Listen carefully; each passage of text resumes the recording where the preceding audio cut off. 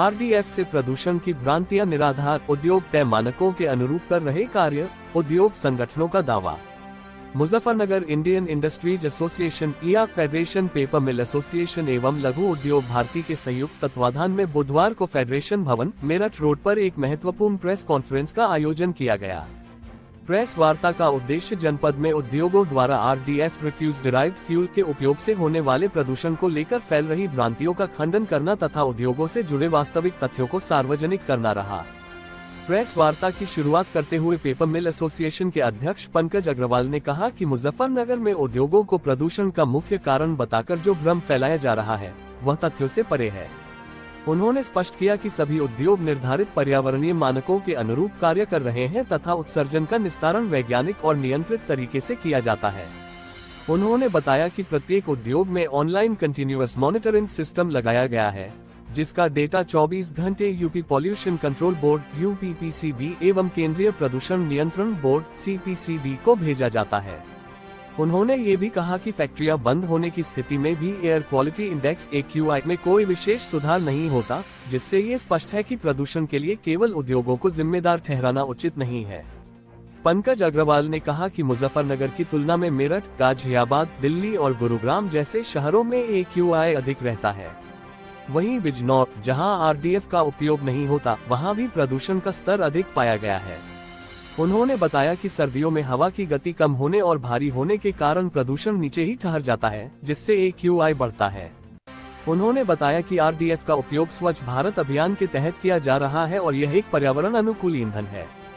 दिल्ली में आरडीएफ आधारित कई बॉयलर पहले से संचालित है तथा भविष्य में और लगाए जाने प्रस्तावित है। सरकार स्वयं इसे प्राथमिकता दे रही है। कोयले की कमी के कारण देश को करोड़ों टन कोयला आयात करना पड़ता है, जिससे विदेशी मुद्रा खर्च होती है। आरडीएफ के उपयोग से न केवल कचरे के ढेर समाप्त होते हैं, बल्कि ऊर्जा उत्पादन में भी सहायता मिलती है। अमेरिका, चीन, जापान और नीदरलैंड जैसे देशों में आरडीएफ से बिजली उत्पादन किया जा रहा है। आईआईए के नेशनल सेक्रेटरी कुशपुरी ने कहा कि उद्योगों में आरडीएफ का उपयोग सीपीसीबी, यूपीपीसीबी और CAQM द्वारा निर्धारित नियमों के तहत किया जा रहा है। आरडीएफ का उपयोग केवल उद्योगों तक सीमित नहीं है, बल्कि नगर निकाय भी इसका प्रयोग ऊर्जा उत्पादन में कर रहे हैं। उन्होंने कहा कि मुजफ्फरनगर NCR का हिस्सा होने के कारण यहाँ उद्योगों की निगरानी केंद्रीय एजेंसियों द्वारा भी की जाती है, जिससे नियमों के पालन में कोई कोताही नहीं बरती जाती। प्रेस कॉन्फ्रेंस में प्रभात कुमार ने बताया कि उन्होंने जनपद की प्रमुख औद्योगिक इकाइयों के उत्सर्जन और पर्यावरणीय आंकड़ों का विस्तृत अध्ययन किया है। इस अध्ययन के आधार पर उन्होंने स्पष्ट किया कि प्रदूषण के लिए केवल उद्योग जिम्मेदार नहीं है, बल्कि इसके पीछे कई अन्य कारण भी हैं। बिना समग्र तथ्यों के केवल उद्योगों को दोषी ठहराना न्यायसंगत नहीं है। इस अवसर पर आईआईए डिविजनल सेक्रेटरी पवन कुमार गोयल, स्किल डेवलपमेंट के अध्यक्ष अश्विनी खंडेलवाल, पूर्व अध्यक्ष अशोक अग्रवाल, विपुल भटनागर, नवीन अग्रवाल, लघु उद्योग भारती के क्षेत्रीय अध्यक्ष राजेश जैन, फेडरेशन के पूर्व अध्यक्ष अंकित संगल, मनीष भाटिया, अमित गर्ग, श्रवण गर्ग, मयंक बिंदल, सचिन बिंदल, परशुन अग्रवाल, अजय कपूर, अमित मित्तल, अंकुर गर्ग, साकार गुप्ता, शशांक जैन, करण स्वरूप, अजय पालीवाल, अनमोल अग्रवाल, मृदुल भाटिया, दीपक बंसल सहित बड़ी संख्या में उद्योग प्रतिनिधि उपस्थित रहे।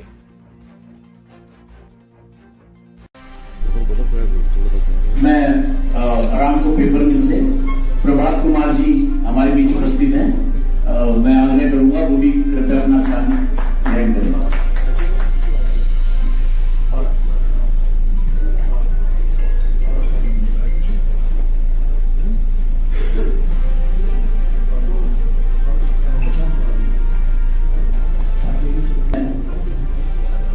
अपनी बात को शुरू करते हुए एक शेर से शुरू करना चाहूंगा कि नहीं है तेरी चमक में कोई कमी सूरज, नहीं है तेरी चमक में कोई कमी सूरज, मैं खुद वहां हूं जहां रोशनी नहीं आती। मुजफ्फरनगर में पेपर मिले पूरे हिंदुस्तान में सबसे ज्यादा, अगर कहीं कंपटीशन है, सबसे महंगा रॉ मटेरियल यहाँ है, सबसे सस्ता आसपास की मार्केट में पेपर मिलता है, सबसे महंगा फ्यूल है।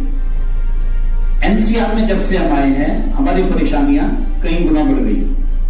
बहुत सारे फ्यूल प्रतिबंधित हैं, यहां हम पेट्रोल नहीं चला सकते, हर समय यहां प्रदूषण विभाग का, चाहे वो सेंट्रल पोल्यूशन बोर्ड हो, चाहे यूपी पोल्यूशन बोर्ड हो, CAQM हो, हमेशा उनकी टीम भी यहां आती रहती है। फैक्ट्री चला रहे हैं, ये हमारी जी को पता है। पिछले 4 साल से जिस तरह यहां लोहा उद्योग पिटा पड़ा है, पेपर की भी बहुत बुरी हालत है। हमारा दिल जानता है हम कैसे चला रहे हैं।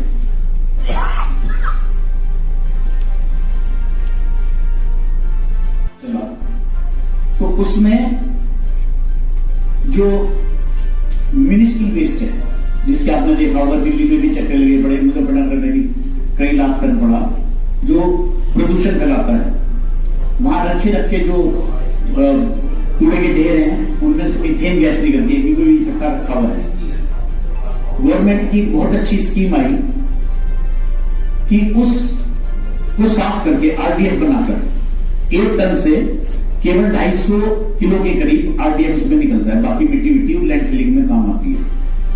तो गवर्नमेंट की एक स्कीम आई जिसके लिए सभी मिलों को प्रोत्साहन भी दिया गया कि आप इससे बिजली बनाइए, आप इससे बॉयलर चलाइए। दिल्ली में कई बॉयलर इससे चल रहे हैं, सारी दुनिया में बहुत पहले से। मैं एक बार 96 में अमेरिका गया था, वहां मैंने उस समय चलता देखा, वहां के कूड़े से बिजली बनाई जाती थी। अमेरिका हो, कनाडा हो, जापान हो, चाइना हो, सारा यूरोप, सिंगापुर जैसी कंट्री भी कूड़े से बिजली का उत्पादन करती है और इसके अनेकों फायदे हैं। जैसे भारत में कोयले की बहुत ज्यादा कमी है,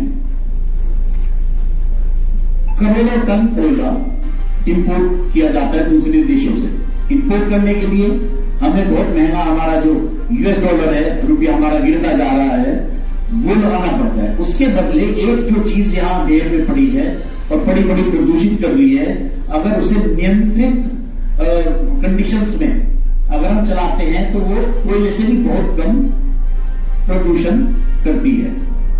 और हम आप प्रेस नोट में भी बनाने दूंगा, है ना। और अच्छा 1 मिनट, तो 1 मिनट सुनो। एक तो सभी से आग्रह है, कर बंद प्रार्थना है मेरी, आप भाई हो हमारे, एक तो भोजन लिए बिना नहीं हो जाएगा। ये बात पहले कहते हैं, क्योंकि मैंने इसलिए पहले लिखा था कोई वो डेवलपमेंट हो, वो प्रेस नोट हम आपको दे देंगे। और 20 खाना खा, अरे विवेक खाने के बाद वो सबको, ठीक है।